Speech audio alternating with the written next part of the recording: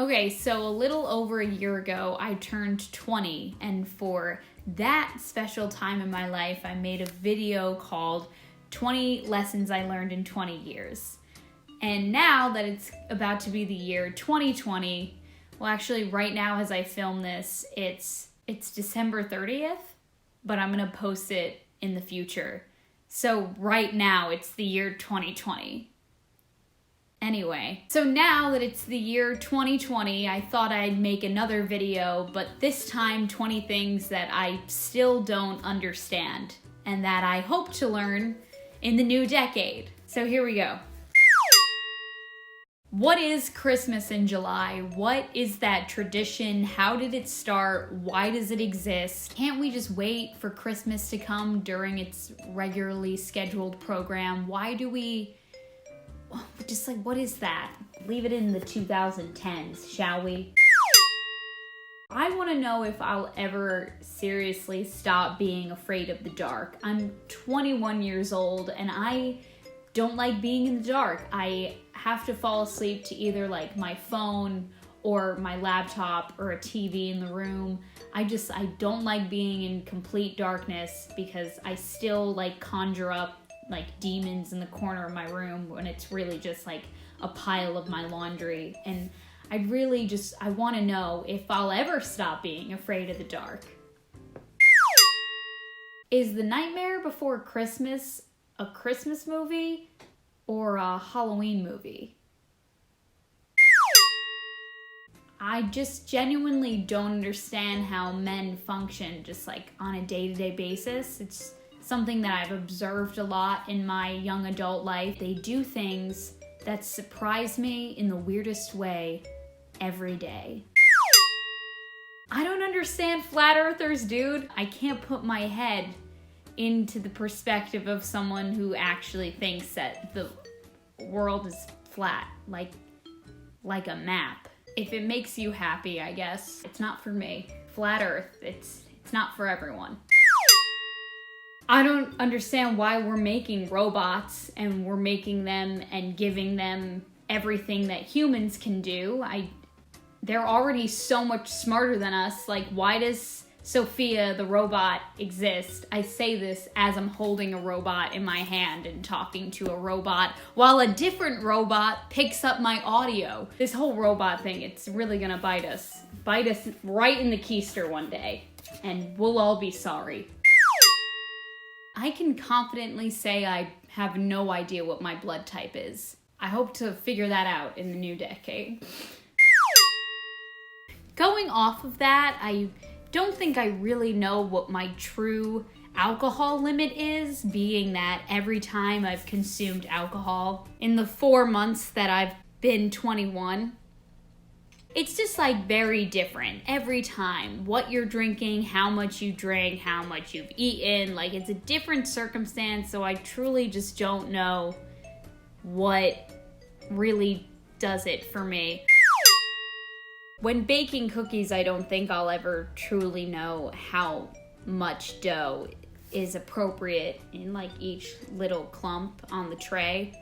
It's just kind of like a guess and check every time.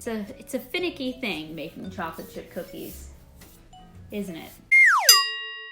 I don't understand why on Family Feud, when one member of the family gives some like dumbass answer, like Steve Harvey's like, tell us one thing you keep in your car, and like the one at the end, like the one cousin that you didn't really want to bring, he's just over there like, your shoes, Steve. And they're all like, oh, okay. Yeah, maybe. If that was my family, like, we would turn and look at each other like, why did we bring this sappo? This idiot just cost us the game, and now we're not getting the car or the 20 grand. It would tear us apart. We wouldn't be allowed. Why is the first thing that you get at restaurants bread? I feel like you should automatically get a salad when you sit down at a restaurant. Like, why is the does anyone object part even in the wedding script? Like, why does the priest or whoever is officiating the wedding even say that? get it out of the script. Why are we giving an opportunity for these people to not go through with it? Like, we've made it this far. We all got dressed up. Someone better be getting married today. I definitely don't understand what most of the lights mean on the dashboard of my car. Do I need oil? Are my airbags about to go off? Am I about to explode? I don't know, but I do know how to change a tire now. Thanks, Kev. Why does every nursery rhyme have some like weird dark undertone? Like apparently Ring Around the Rosie is about the plague apparently, and like Humpty Dumpty is like about this guy who falls off a wall and nobody can help him, which by the way is like a prime example of why you can't ask a group of men to do anything because they just won't get it done. Just saying. Who made it so that we had to work for 5 days and that we only get 2 days off a week? I don't like this schedule. I feel like it should have been a vote. Like, I feel like we should have taken a vote. Seems really unfair. How do you milk an almond? When I do something embarrassing and no one's there to like laugh it off with me, like no one witnesses it. Let me try to English again. No one's there to witness it. I feel like it is 10 times more embarrassing than if I had someone to like laugh it off with, like, ha ha ha, you just saw me trip, how crazy was that? But it's like, you like catch yourself and you like look around to see if anyone saw you, and like no one else does, and you just kind of have to like live with it for yourself. I feel like it's just 10 times more embarrassing. And I don't know why that is, because it should be like a relief that no one saw you, but instead I would just like get like more ashamed of my clumsiness. I don't know. Why are most guys so bad at writing? Like their handwriting is so bad. Put some effort into your handwriting.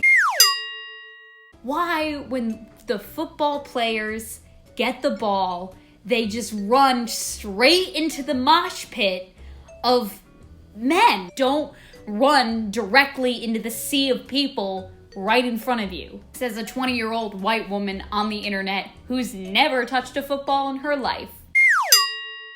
I definitely don't know how to pay taxes or balance a checkbook.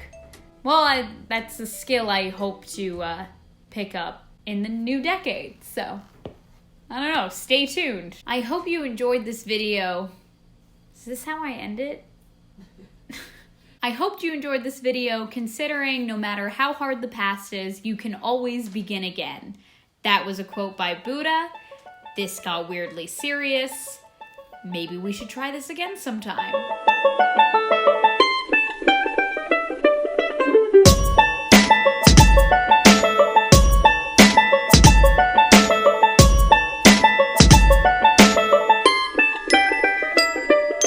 It's the roaring 20s, my dude, and Prohibition is not here, so cheers from me to you. Ugh, God, that's too dense for me. But you know what the key is? Dude, after your birthday, Jen and I went to her house, made a pot of mac and cheese, and I was like, fine the next morning. Jen, I can love that mac and cheese. Yeah, I think about it every day. Alright, that's too far. Alright, I think about it every other day. Alright, back to the video.